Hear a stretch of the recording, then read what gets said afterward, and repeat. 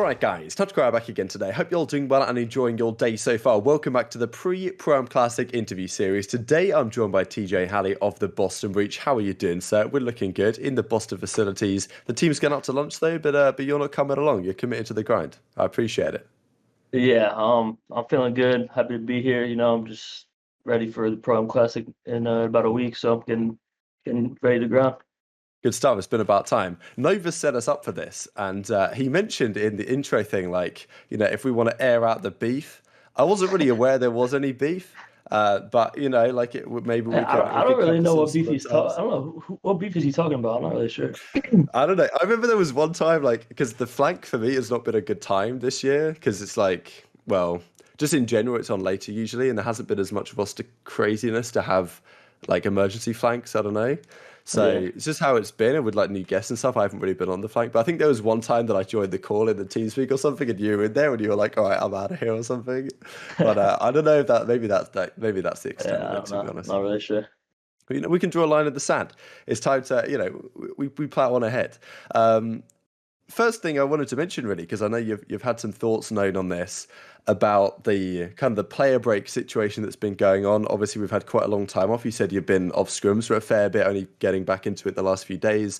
I know you mentioned specifically that the break that they're planning to have, which might now be a bit shorter than it was, I think they've changed around the schedule a bit after the third major, is like Yeah. unacceptable. What are they thinking there? So, like, from your perspective, what was the pros thinking after last year? Because I know there wasn't really much time off, but now this year, what the CDL have done with all these like big breaks that kind of kills the momentum, if you know what I mean, Yeah. doesn't also seem like the right way to do it either.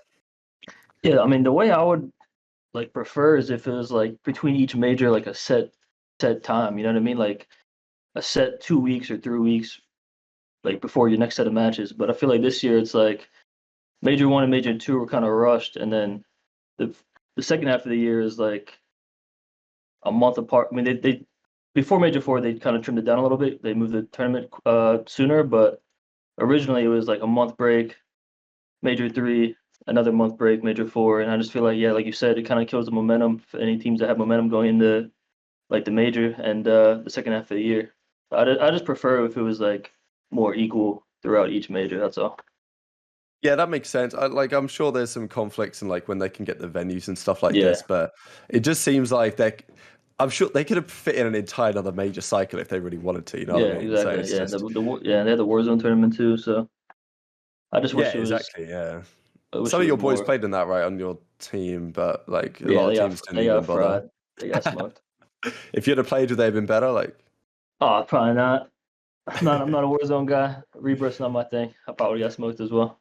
that's the thing though. Like, that's what Easy Mac was saying. We discussed this a couple of days ago. That the pros, you guys are playing the actual multiplayer. Like, you guys aren't grinding the war zone. So it's like if Yeah. they want to put you in there, yeah, okay, the gun skill is going to be there, but you guys have got no idea really No. compared to some of the I, Warzone pros, like where to go, what the guns yeah. are, like what even the meta is, like the guns aren't even Exactly. ranked up, all I this think it would stuff. have been good entertainment if it was like only CDL pros in the tournament, but like the Warzone pros kind of just smoked the pros that played in it. Yeah, I guess it makes sense, but it's like I don't know. I feel like it didn't really bring in any new fans, even though that was Yeah, the that's true. intention. It is what it is. Anyway, how stressful was this off season from your perspective? Because it can't have been that good. I mean, last year was a bit of a mess, the whole LA Thieves situation, and then this year was like, okay, look, they want to go in a different direction. We don't even know if there was going to be a 12th team for a time. The whole Washington thing comes along, and it seemed like you and you and Methods were going to be like a kind of package team of two thing. The Hmm. whole Washington discussion happens. That then falls through. Like at that point, are you thinking, damn, it might be chalked? Like it's obviously you were in challenges briefly, like last year, doing some things. So bit of a mess. I mean, and then Boston comes along and sweeps you up, right? And that seemed relatively last minute. I think that got announced in January, like early January sometime. Yeah. So yeah, like what was your thought process, right? Because it was quite a long time. Yeah. So I mean the off season I was trying to keep my mind off it. I was just grinding Valorant, trying to just, pass by time until like new COD came out. But yeah, like you said, I wasn't really sure my future this going into this year. Um, we like you said, I wasn't sure if it was gonna be 12 teams, 11 teams. No one really knew. And then I was just putting my head down, grinding at the start of this game. We had me and Zin had our own little team. We were just grinding, scrimming, and luckily Dens and Zed became the GM and coach, and they saw like me and Zen thought we were pretty good at the start of the game, and then they kind of built the team. They wanted like Zen, Nero, Cap, and then that was kind of like the last piece. But yeah, I'm just super grateful they took the chance on me, and after that last year, it wasn't the most ideal year, so I'm happy that I got another chance. Yeah, I mean, they did a great job building it given the situation that they had. So it's good that you got involved and all that stuff. So yeah, credit to Boston as an org, really, being in the position you Mhm. are as a team, especially given where everything was at the start, is very impressive work. There's no doubt. Just to kind of touch on what you said, like grinding Valorant and stuff. I know that Dashi, obviously, I see you two on occasion talking about it. Like Valorant, I mean, I haven't played that much of it, but I follow it very closely now because I have like the Valorant channel that I started a few months ago, and it's quite the scene. I can't lie.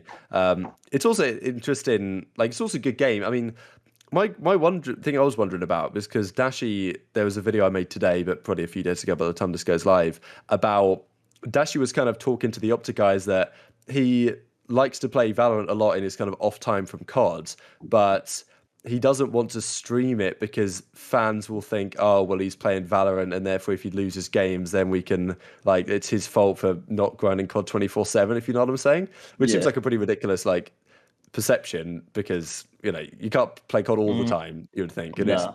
Yeah. Nah. like, what's your perspective on that? Like, is there anything you even gain from Valorant? Because this is my wondering. Like, I remember when I first started playing CS, that I felt like it helped my search and destroy brain because I Yeah. would like in 2v1s and stuff. I would like think about crossfires more. I don't know if you think that way, Yeah. but No. 100%.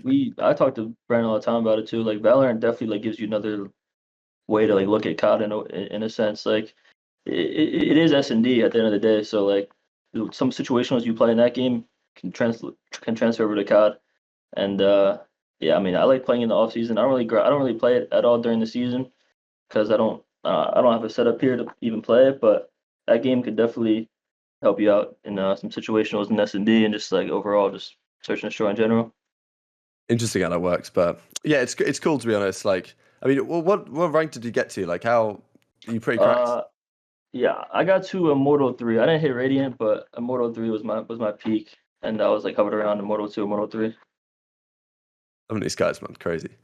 Okay, you're now kind of in the flex role on the team. Interesting how that's kind of the last few years have been a little bit strange on that front. Roles have been changing around. There seems to be a kind of trend in the direction of kind of SMG players of the past being more comfortable in that kind of flex role. Maybe it's just this game thing, right? But we've seen the likes of Attach and even Scump right on Gavutu when he pulls out the AR to great success. Like, how's that kind of been accustoming to that role? Like, if you needed to put out a sub, obviously, like, I guess there's subs on a certain hills. The team needs a Hmm. third sub, but most people say largely it's mostly the auto or whatever that's used. Like, how's it been fitting into that role? Like, is it easier to slow down than it is to speed up? Uh, yeah, I think that's one of my problems is being able to slow down. Because I've always been a sub player in the past, right? And I've always been like a really fast type sub, and I feel like if I could slow down a little bit more, it'd be more beneficial towards me. But I actually really enjoyed the flex role. Initially, like going in this year, I want to be a sub, but um, Dens and Zed like preferred Nero on the. Because I think he started out as a flex and I was a sub. Then we made this team. They wanted me to be the flex, him to be the sub. We kind of flip flop roles, but I mean it's working out, and yeah, I really enjoy it, and I'm just looking to keep getting better. Yeah, Because I mean, this is like my first. I ran a flex a little bit in AW for a little bit, but I was thinking that that was a long actually. I time was ago. wondering. Yeah, But ever yeah, since yeah. then, actually no, I ran it at AW, and then the first event of World War II, I ran it, and then my team like wasn't that good, and they're like, "Yo, you should run a sub." I was like, "Yeah, I'm down," and then I was really good with sub in that game. Oh yeah, that was that But like weird Rise team at the start of that yeah, game or something. I enjoy Yeah, the flex though. I really like it in this game, especially. You just chow. yeah. Kind of like it's interesting. Most people say you kind of put your star power in that role. I don't know. You can get a lot of kills, if you know what I mean. It's kind of the Yeah, way it's it's set up, but yeah, I enjoy it. it doesn't always work out like that. But great third place at Major 2. Big improvements. I mean, Major 1 was what, top 6, I think, and then we Top get six, yeah. we get top 3 here. So I mean, so I'm saying the progression is making good progress. Must be frustrating though not to make the finals. I mean, you came up against a FaZe team, fell short, and then obviously losing the lose bracket to LAG, the eventual champion. So you lost to number one, number two, but I guess that's how it is when you come top three, isn't it? Generally. Yeah. So, so what would you say to those who are going to say, look, you guys only placed well because you had an easy run in the groups, easy run in the major, you got blessed brackets, you're not actually as good as you seem to be. Like, there's certainly people who are going to say that until you prove otherwise, the standings flatter you a bit.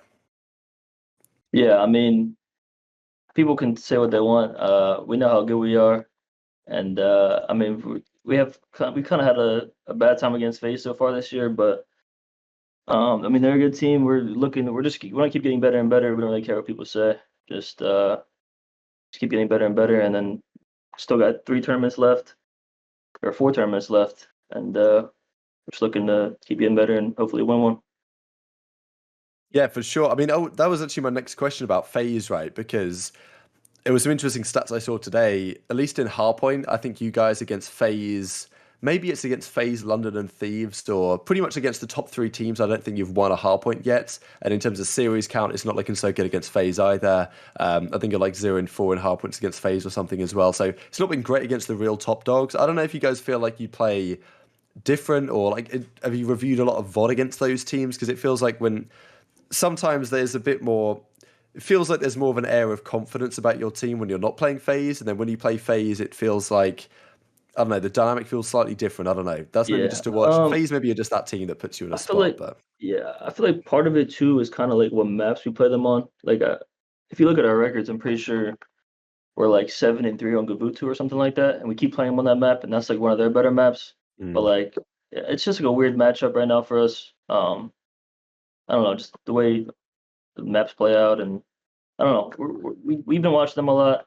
We've been scrimming them a lot since Major 2. We've only had a couple of scrims, but we played them like every single time, and we're kind of figuring them out. And hopefully we can. We play them again in Major 3, so we can get over that hump and make some noise in the Major 3.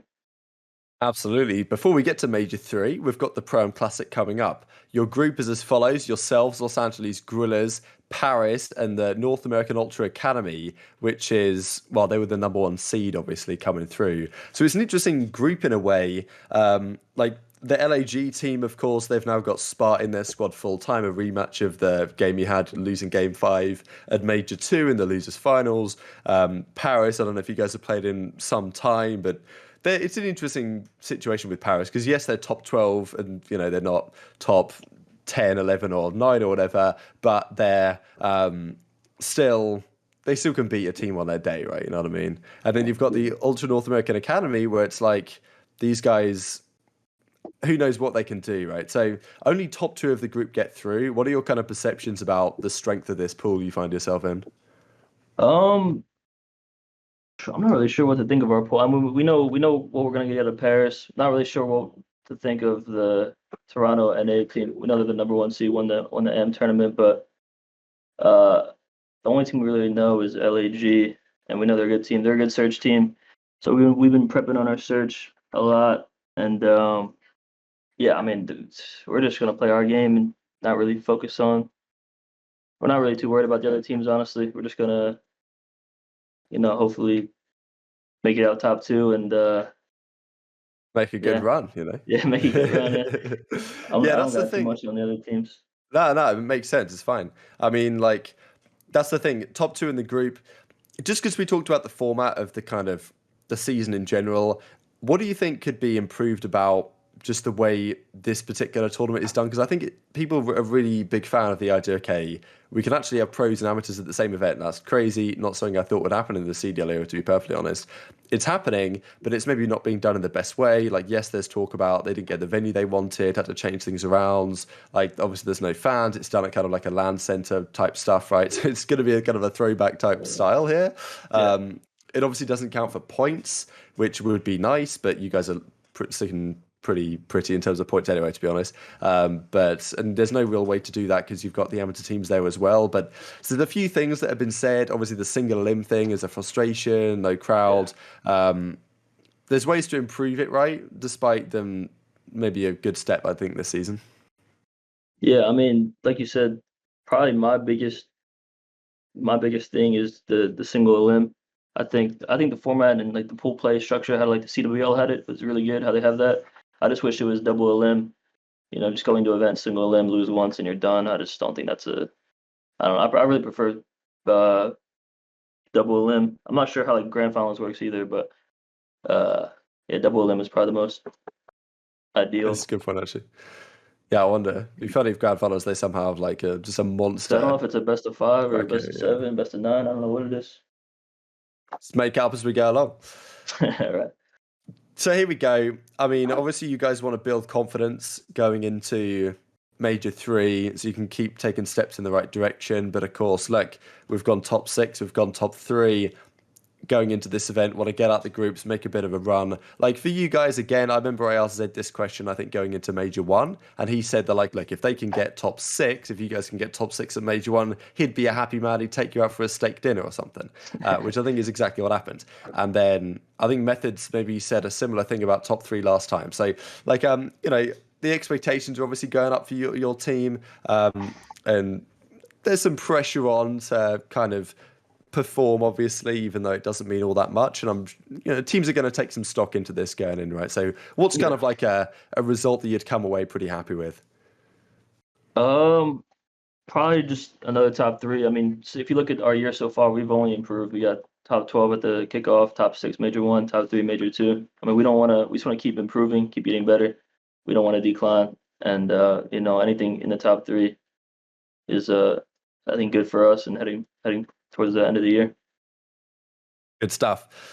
Thank you very much for your time. Really appreciate it. I like. I don't know if that was Den's walking around in the background there, but he's dipped out again. Dennis is in the Uh, back somewhere.